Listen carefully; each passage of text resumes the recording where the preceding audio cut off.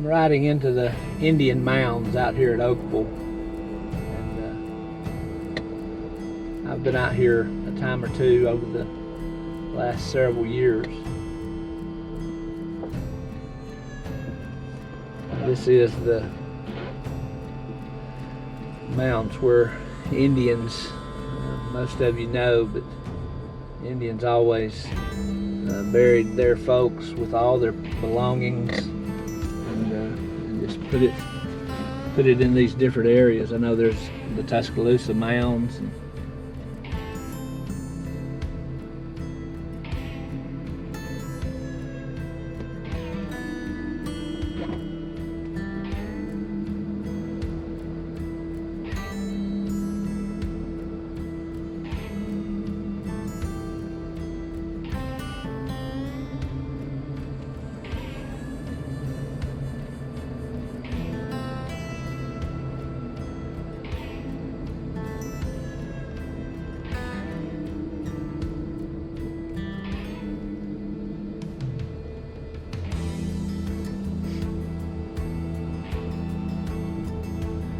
If you don't, I encourage you to get out in your area and see the nature and the history that we have.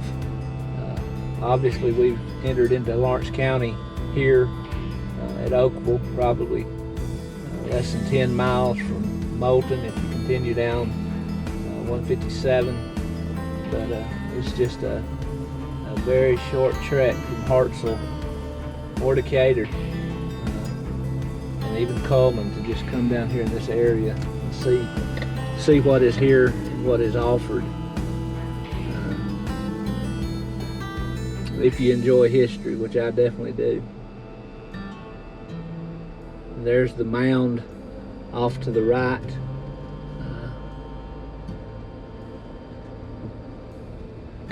I hope we can get a better view of it here in a few minutes, and I believe we can.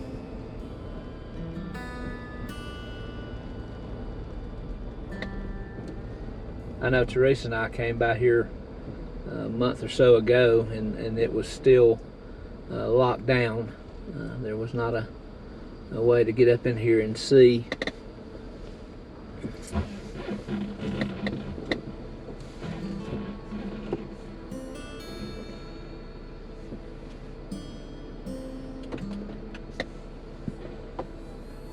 Sign here is talking about the Creek Indian removal.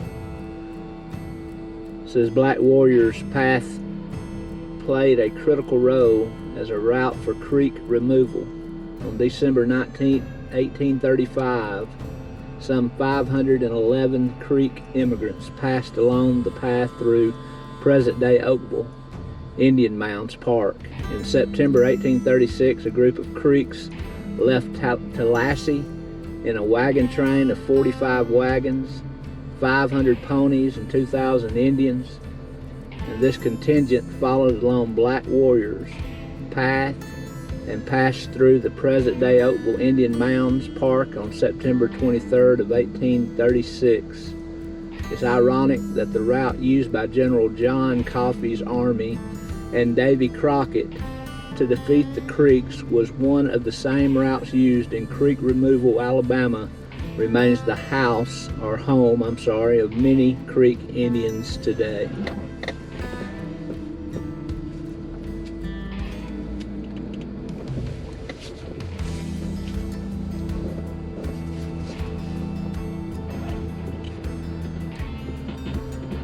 What a large structure that is. Also, Cherokee Indian removal. In the early 1800s, Cherokees of this area were under the leadership of Doublehead and Talantesky. After Doublehead assassination in 1807, Talantesky notified President Jefferson that he and his people were ready to move west.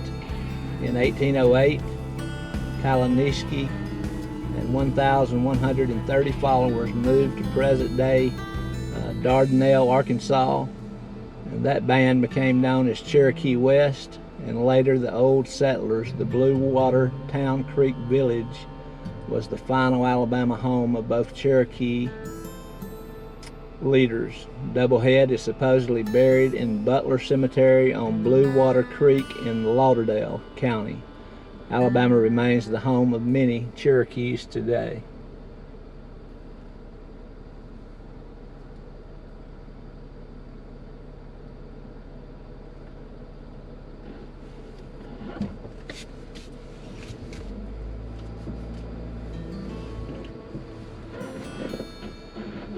And here's the Oakville Indian Mound, and I don't know if you can read that, but it says rising 27 feet high. This is the largest woodland mound in Alabama, with a base covering 1.8 acres and a flat top of over 1 acre. Built by prehistoric Copini Indian, the mound is 2,000 years old and constructed from earth, probably carried one basket at a time from the Oakville Pond area, 300 yards to the east.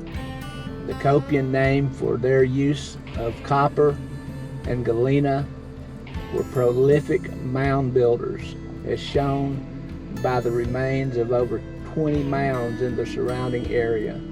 They were primarily farmers and hunter-gatherers who engaged in rival burials, with the dead often encased in a putty mixture of clay, ash, and crushed shells. They were great traders in conch and shelia, marble, greenstone, copper, and galena, all of which were found as mortuary offerings during the 1924 Smithsonian excavation of the Alexander Mound, 4 miles to the northwest. Although the Oakville Mound has never been excavated, it was the center of the Copina Society of the Moulton Valley and was used for ceremonial, religious, social, and cultural purposes.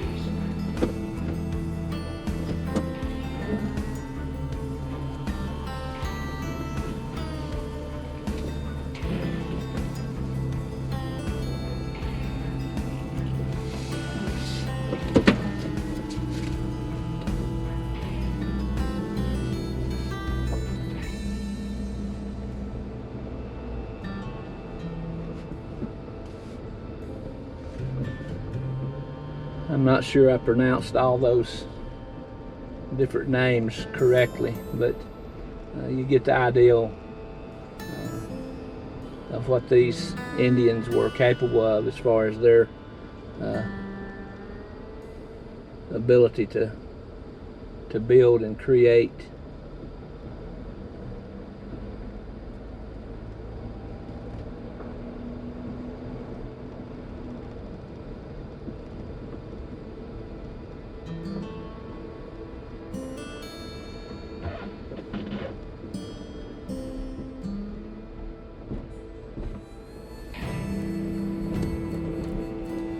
And there is a camp ground out here. I'm sure you have to have permission and probably pay a fee to camp out here in this area.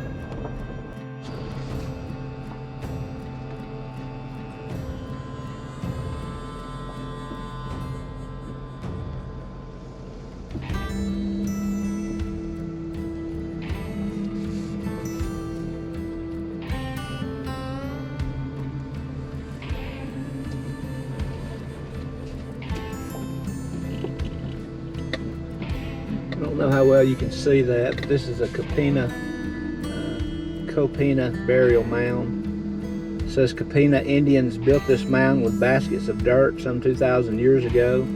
The Copina name was derived from their use of copper, galena, lead ore, found in their burials, along with gorgets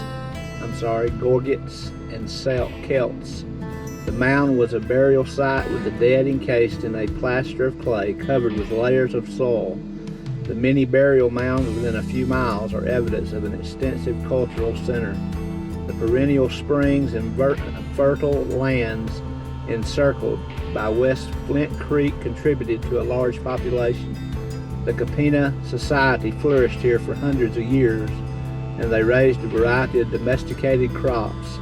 Some 17 miles north of here, the Tennessee River provided an inexhaustible food supply of freshwater mussels. In the mid-1800s, settlers were buried on the mound under false stone crypts. In 1924, Smithsonian archaeologists noted 3 other burial mounds in the area that were being leveled by farmers. And that's why these mounds are preserved today and throughout Alabama. And if you ever look at the history of Alabama, there are a tremendous amount of different mounds located throughout Alabama, especially in West Alabama and around the Tuscaloosa area. I believe there's over, I may be wrong, but I think there's close to 57 different mounds at different sites in the state of Alabama.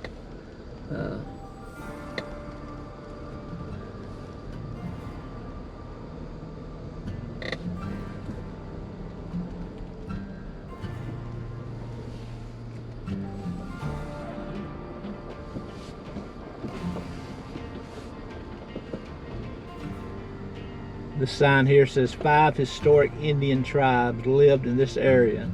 By 1701, the Yuck were living at the shows on the Tennessee River. In early 1700s, the Yucks left, some moving to the Cherokee Nation, the Hiwassee River, Tennessee, and others to Chattahoochee River in Georgia. After a dispute with the Cherokees, some Ute moved south to the Alabama-Georgia border, although some Creeks lived in the area by the late 1700s. Their lands lay south of the Tennessee Divide. The Treaty of Fort Jackson took Creek lands in southern Lawrence County in 1814. The Shawnee moved to the shows from the Cumberland and Ohio rivers. That sign is just, there's too much stuff on it. It's just, I can't hardly read all the information on it. But that's just the history of the Indians here in Lawrence County. Actually, where I live, in Hartselle, my dad has been tilling up land for a garden over the years, has uncovered, I know, 1 or 2 arrowheads there on our land, the property there in Hartselle. And you know, you sit sometimes and just think of what all 200 plus years ago took place right there where you're living now. And I have the utmost respect in trying to learn about different things and researching and trying to see just what all did take place. It's just very, very interesting, at least to me.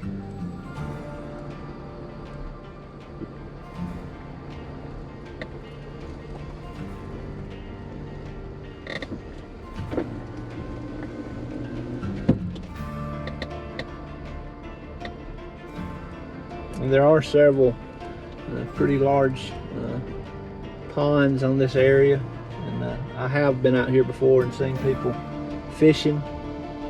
I would assume you need to get permission before you do that, but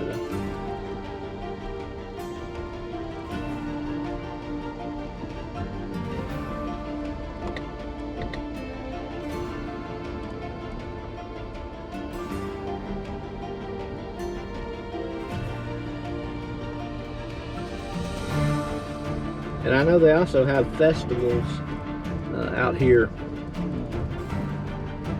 in this area. People selling different crafts and things like that.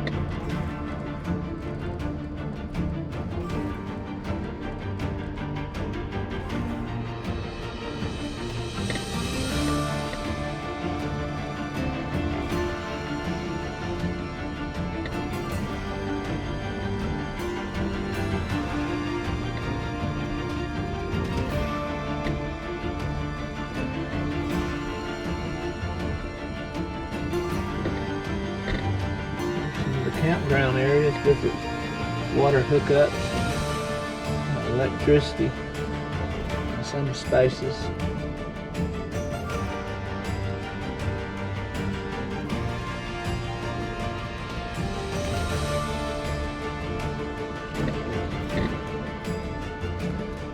I also know sometimes the cross-country teams with high schools run out here and have competition. Over the years, I've read and saw that on the news where they were out here doing their track meets. Doublehead moved into Lawrence County and became a powerful Cherokee leader while living at Brown's Ferry from 1790 to 1802. The head of the Elk River shoals, Doublehead terrorized settlers on the Appalachian frontier until his 1794 meeting with George Washington.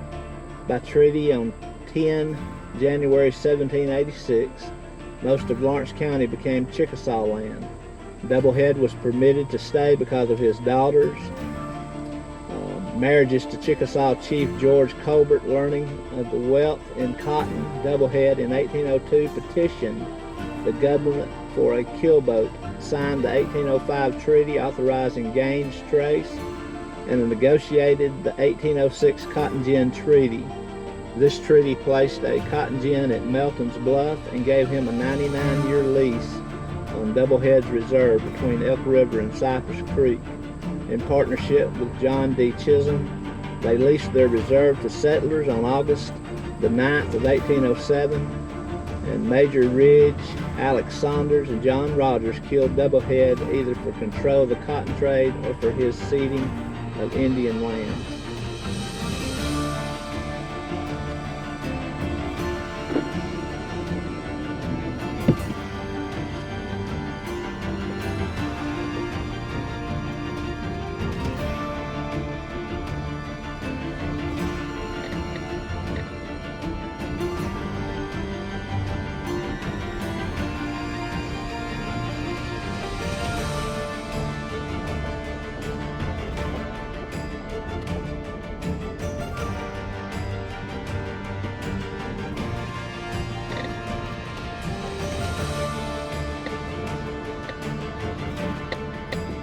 This sign here is talking about the town of Oakville. It said, based on the large number of local mounds artifacts, this site shows evidence of Indian occupation over 2,000 years ago. According to tradition, about 1780, Oakville became a Cherokee town located on Black Warriors Path. By the early 1820s, Celtic people of Scots-Irish ancestry had moved here in large numbers, often intermarrying with the local Indians. Prominent names of this era include Irwin, Hodges, and McNutt, McWhorter, and McDaniel. Wiley Galloway was a teacher of the first known school in 1824.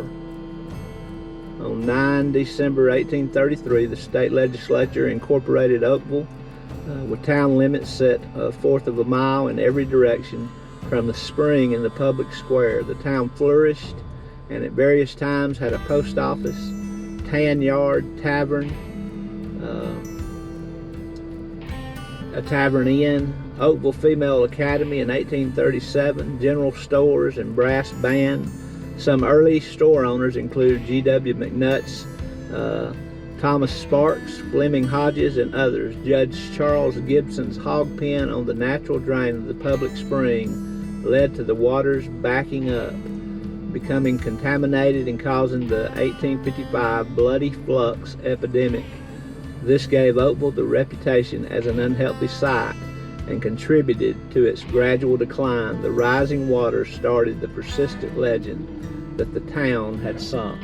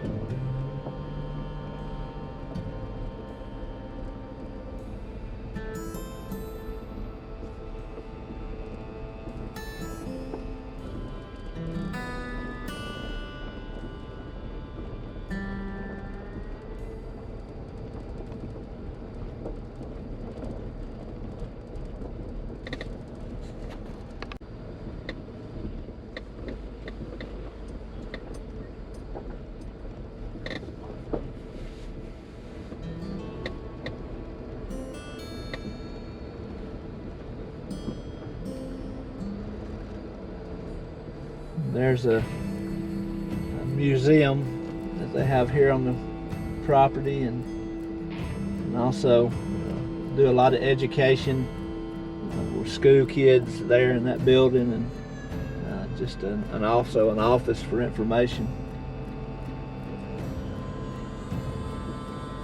I've been in there, but it's been several years ago.